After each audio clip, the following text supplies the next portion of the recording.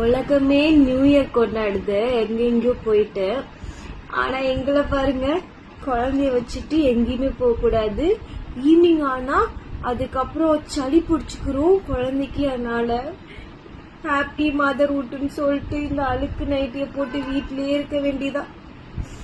எங்கிருந்தாலும் வாழ்க அப்படி சொல்லிக்கிட்டு.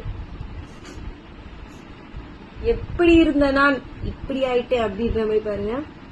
எல்லா மதர்ஹுட் மட்டும் வீட்டுல அதே அஸ் யூஷுவல் பாலை கொடுத்துட்டு சமைச்சிட்டு வேலைய பார்த்துட்டு உட்காந்துட வேண்டியதான். நமக்கு எந்த நியூ இயர் இல்ல, அஸ் யூஷுவல் எப்பவும் போல ஹாப்பி மதர்ஹுட்னு சொல்லிட்டு போக வேண்டியதான். Happy new year. இதுல என்ன ஒரு கொடுமையான விஷயம்னா, வாங்கி வச்ச புது ட்ரெஸ்ஸ கூட போட முடியாதுடா.